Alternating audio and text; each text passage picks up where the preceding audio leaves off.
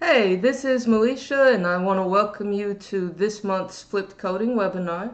So today we're going to spend about an hour talking about Git, GitHub, and how you use all of these things as a web developer. So we'll go through some basic concepts all the way up to the normal web developer workflow through Git, including examples of how to set up a GitHub account and how to run the Git commands.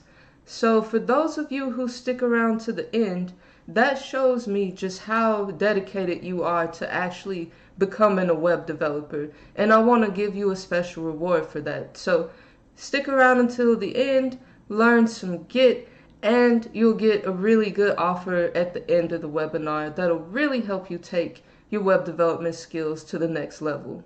So without any further ado, I guess let's just go ahead and get started. Okay, so let's go ahead and get started with the background of Git and kind of how it works, what it is, all that good stuff. So Git is what we call a distributed version control system. And basically what that means is a group of developers can work on the same code base but have different versions of their code. So one developer might be working on a feature, one developer might be working on fixing a bug, and they both start with the same base code. But as they do their work, their code becomes different from that base code and each other's.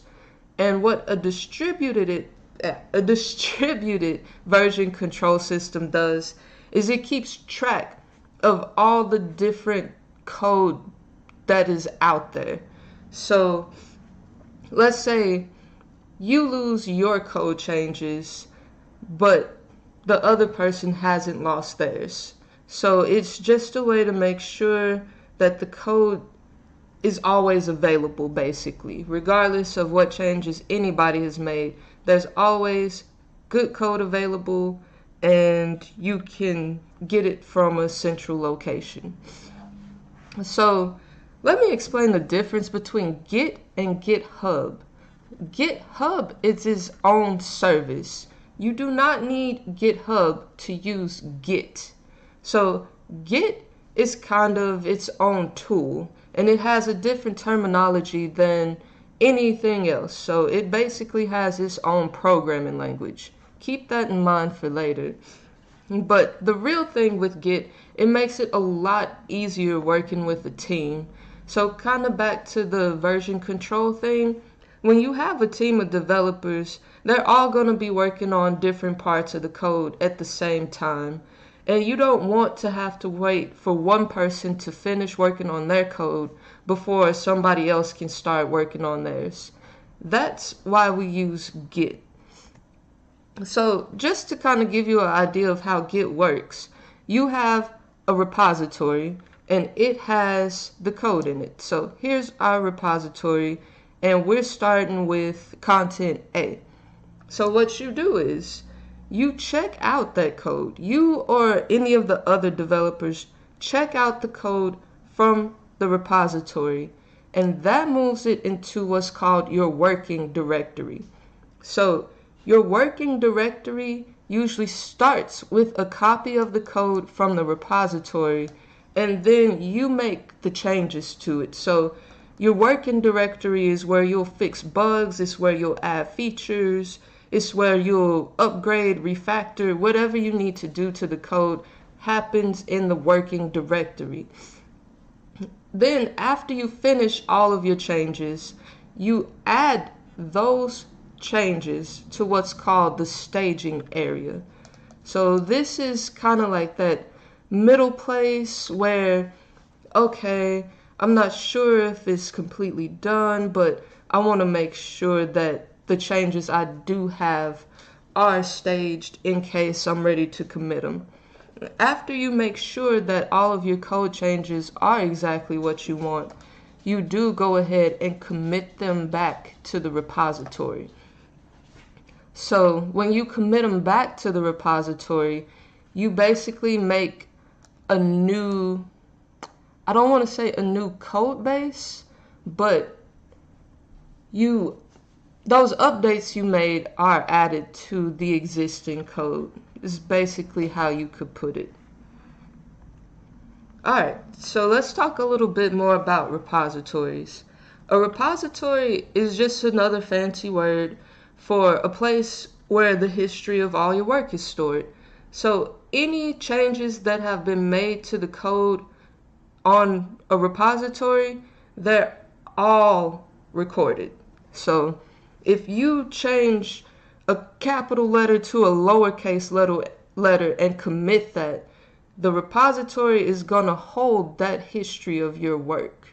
And the weird thing about repositories that most people don't quite know about, a repository is actually stored with the project. It's not some central location. Like, your repository isn't on GitHub. Your repository isn't on your computer, technically. The repository just lives within the project. And usually it's in a Git folder, well, .git. And you might not see this when you open up your project because the .git folder is hidden. But if you go ahead and unhide that folder, you'll see the contents look something like this. So you'll notice there's this file called head, which kind of keeps track of all of those code changes we talked about earlier. And that's really all a repository is. It's just a place where all of the history of your work is stored. And it's not necessarily just your work, but it's the history of all the work that's been done on this code base, if that makes sense. So now let's talk a little bit about branches. This is where it gets a little bit more in depth and a lot more useful. So a branch is basically just you saying, hey, I want to take the base code, but I want to work on this specific feature, or I want to fix this specific bug. And the way you do that, you take the base code. So let's say this master branch, this is the base code, and you want to work on this user panel or whatever. So you make a new branch off of this master one. So basically what you're doing is saying, hey, I want to take the code that we all know works, and I'm going to pull off and make my little changes to the code. That's all you're doing with branches. That is it. And it really helps keep your code organized. It helps keep developer teams organized, or else you just have a lot of changes that are happening and it's harder to track them when they're all on the same branch. So a branch exists inside of your repository. It's nothing special really. All it is, you take the base code here and you say, hey, I'm gonna make a copy of it, but I'm gonna put it on this branch called user panel. That's all you're doing. That's all branches do.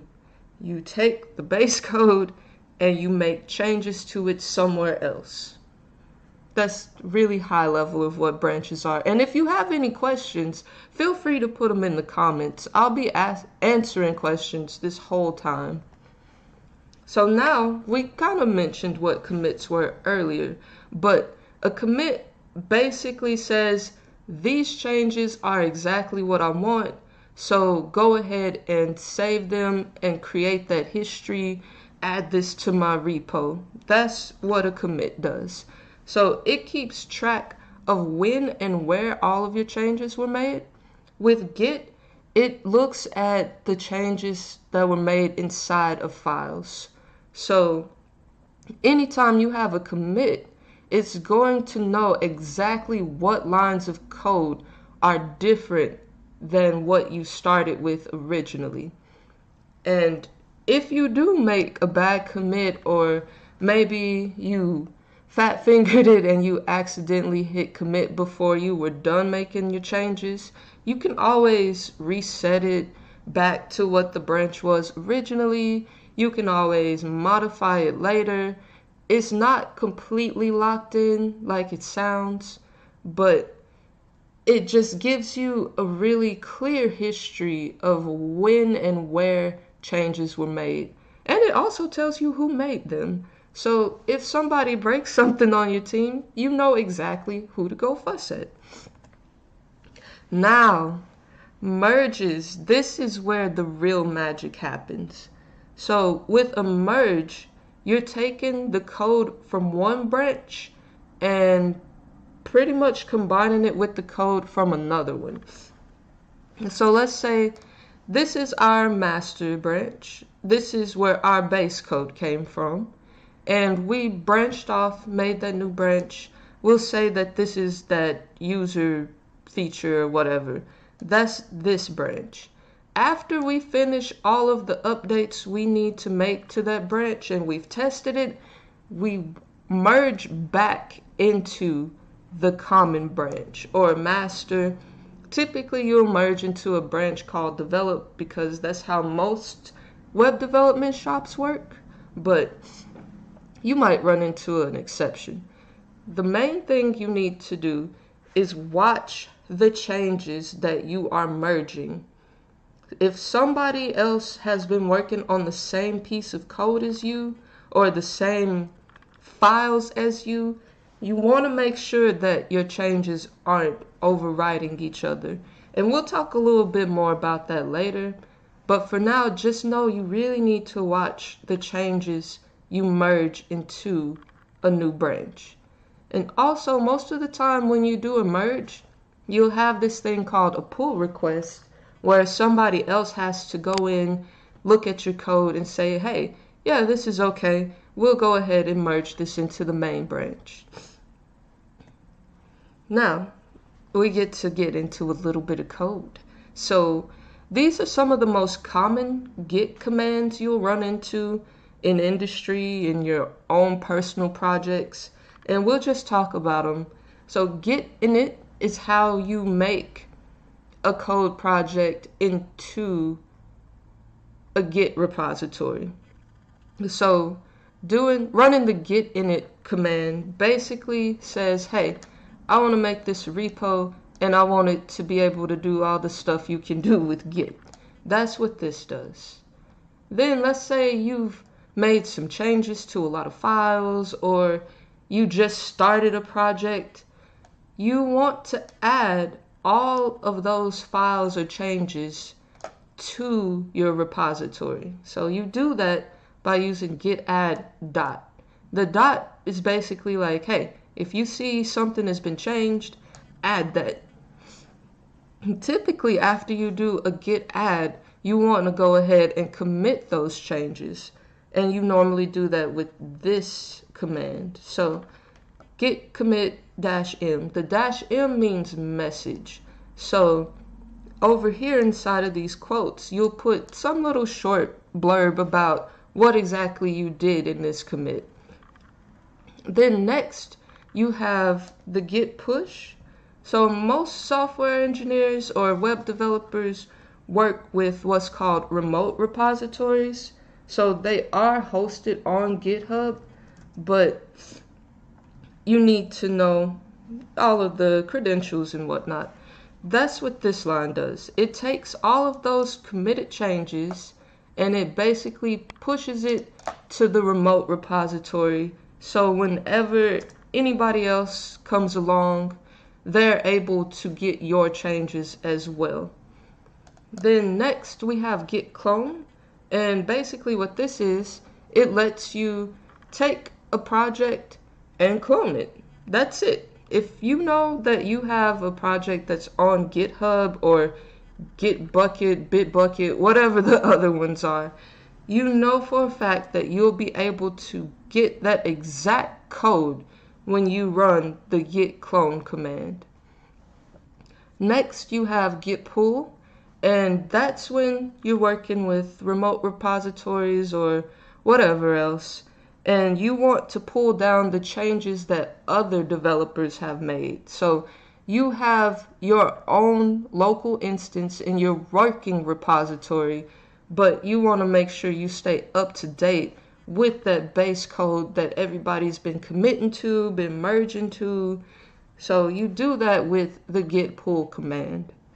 And last, you might want to make a new branch.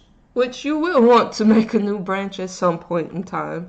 And to do that, you'll run this git checkout -b, and over here is just the name of the branch you want. So this new branch, it could say, I don't know, user admin branch or new feature, whatever you want to call that branch, that's what it'll be. So now let's talk about some of the common issues you run into. The biggest one is merge conflicts. That's when you have code that conflicts with the base code. So that can happen for a number of reasons. And the main one is that two developers or more have been working in the same file, doing different fixes, and they all commit and try to merge to the same branch. What happens there is that the versions are different, so Git doesn't know which one to pick.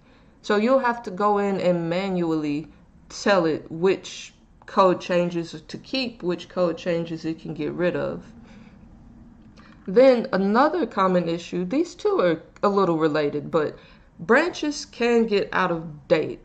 So you could be working on a branch that's completely separate from the main one, and your stuff works fine, but as soon as you merge or you do a pull request or you pull down new code, all of your stuff breaks. It's probably because you haven't pulled changes down for a really long time. So typically you want to pull down changes every morning or at least once a week, minimum. And then branches also can get out of sync.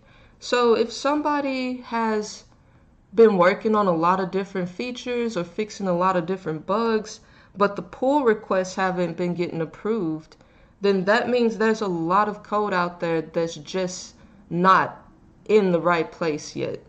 And that's how you end up with branches getting out of sync. Another thing you have to really watch for is that errors can propagate through branches. So if one developer messes up something somewhere and nobody catches it, that means that error is going to get into everybody's code eventually.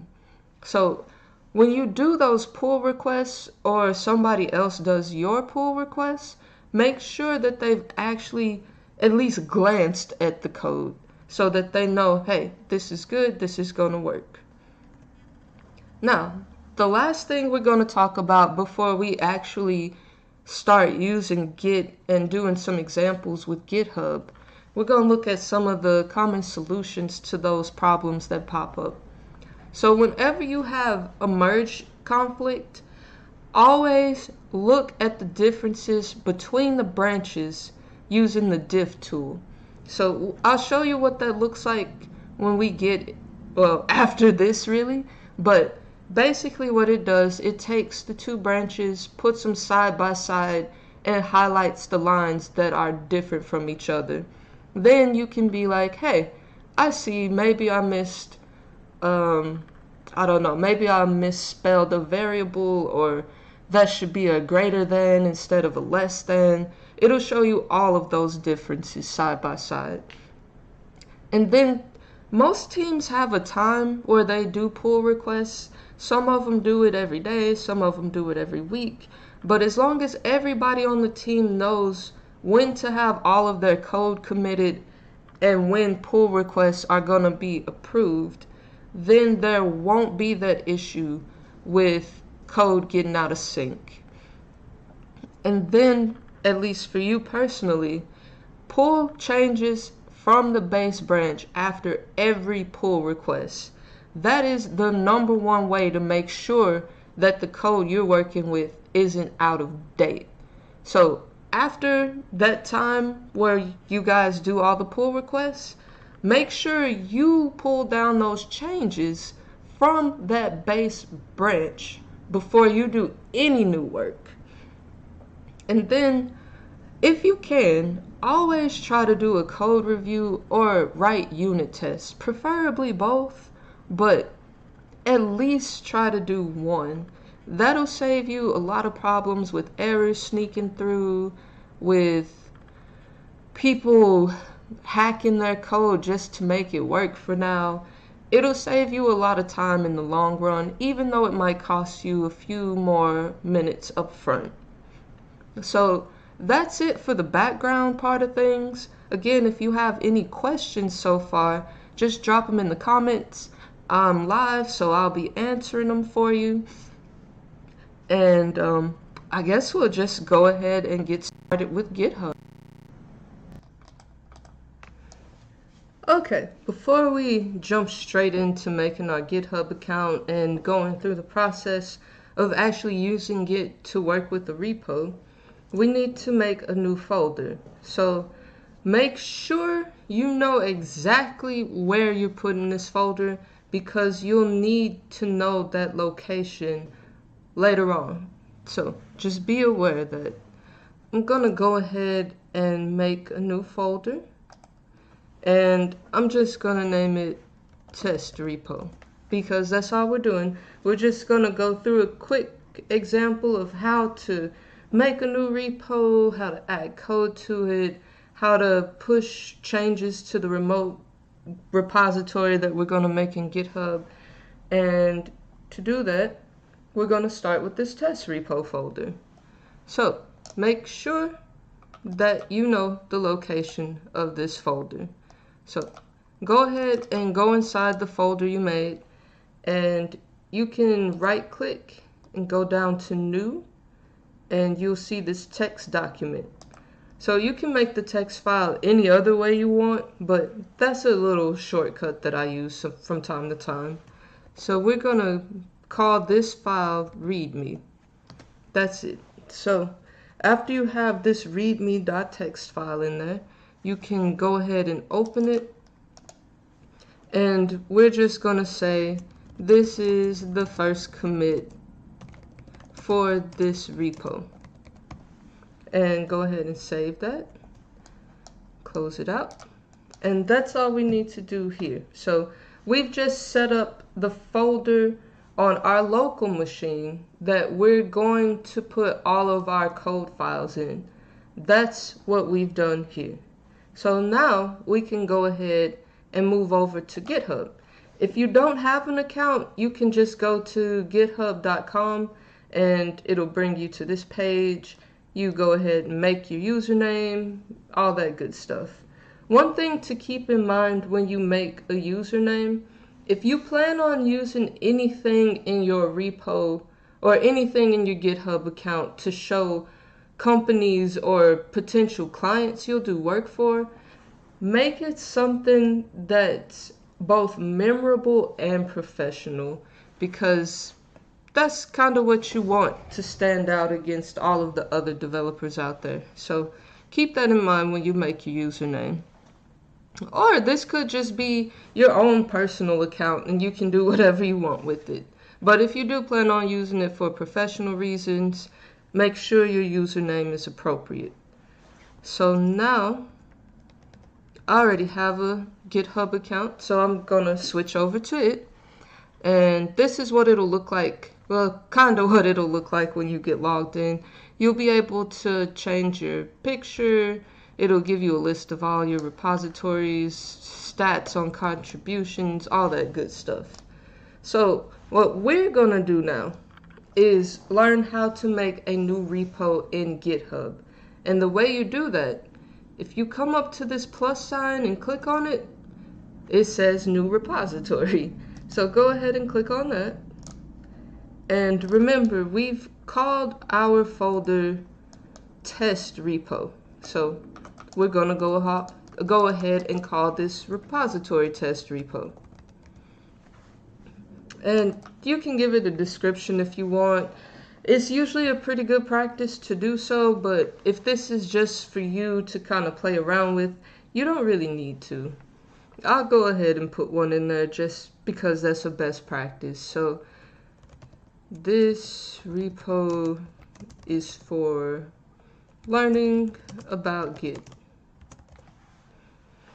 And down here you have a couple of options. So GitHub did this really cool thing. They removed the limit of how many private repositories you can have. So that means you can play around with your code and nobody else will see it unless you want them to. It's pretty nice. Usually you keep most things public, but it comes down to a preference at this point. And you can come down here, set up this README, set up some gitignore files, licenses. But just for this little example, we're going to leave those alone. On most projects, I typically do leave those alone. You might add a gitignore file later on when you know what you need to ignore, but that's not that big of a issue or big of a thing that comes up. So go ahead and create a repository. And that's it. You have your first GitHub repo. You did it. So GitHub is really cool about giving you the exact commands you need to set up your repo and push those first files or that code base you've been working on to this repo. So really all you have to do is run through these commands here. But in our case, you don't need to do this echo call. That would make a new README file, and since we already put one in our folder, you don't really need to do that. So we're going to go through these commands and I'm going to walk you through what each one of them does. You've seen them a little bit already in our background, but let's see what it looks like in action. So since you've already installed Git, you can look for the Git bash. That's what this is. So yours might look a little different depending on what options you chose when you set up, but it'll work the exact same. The first thing you need to do is run a command called cd. So this is going to take you into the directory that your code is in. So this is how you use Git to access that folder, more or less. So mine was in documents, it was in this, and I called it test repo. So make sure you remember the location of this folder because as you can see, you need it right now. So I'm gonna go ahead and cd into that directory, and you see it tells me what folder I'm in, and it has this little master thing. But we're first going to initialize this folder as a Git repo. And to do that, we just run git init. Doesn't do a whole lot, but if you come back here, you see that .git folder now. It already has some stuff in it for you. And if you don't see that .git folder, it is a hidden folder, but you can unhide it by going up here to view and just check the box next to hidden items and it'll show you that. So now that we have this .git folder, we know that, hey, our code, our file changes are being tracked by Git. The first thing we want to do, well, usually what I do is run git status. So this just tells you kind of, well, the status of your branch. It lets you know if you have any untracked files like this, or if you've made modifications to files. It just gives you a rough overview of what you've done to this branch since the last time you committed. And as you can see, we just added this readme.txt file. We've never committed it, even though it's in the folder already. It has not been committed to Git. And that's what we're about to do. The first thing we have to do is actually add this file to Git. There's a couple of ways you can go about it, but usually the main way you're going to add files to Git is with this command. So you're going to do git add and dot.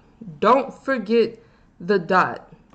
It's probably the most important part. So when you put a dot after git add, it's just saying, hey, take all the untracked files and throw them into Git. Start tracking them. That's what this command does. So we'll go ahead and execute it. And it's okay. As long as you don't see any errors pop up, that means the command was executed just fine. So now that we've added those files to our Git repo, let's run git status again to see what that changed. So now you can see we haven't made any commits, but when we do make a commit, it's going to accept that readme.txt file as a new file. It's being tracked now. So we're going to go ahead and commit this to our repo by using the git commit command. And this -m just means we're about to put a message. So for this, we'll just say initial commit, because that's all this is. It's just the first time we're committing a file to Git. So go ahead and you'll see we have committed this file to Git. You can check the Git status again if you're wondering what happened. So now you don't have any changes to commit. Whenever you run a commit, any files that you added to Git or any files that you modified, they automatically get updated in the Git repo. So one thing you have to keep in mind with commits is that after you do them, you'll have to either revert back to undo the commit, or you'll have to commit code that overwrites what you just committed. Hopefully that made sense. If it didn't, just ask me a question in the comments. But now that we've committed our changes, that's us saying, okay, we're good to go. We can push these to whatever branch. So now we need to make sure that that file is going to be in our GitHub repo. To do that, we have to work with a remote repository. And Git has really great way of making that easy. So GitHub gives you this list of commands, and honestly, if you can just copy and paste this line, feel free, but the way my Git bash is configured, I have to type it out. So we're going to run the git remote command, and we're going to add this origin, and the origin is just our test repo.git file. That's it. So we'll go ahead and add all of that information. Okay, it does it, no big deal. So now here's where the kind of tricky part comes. It's not really tricky, but it's a little bit more exciting. We're gonna push our committed changes to our remote GitHub repository.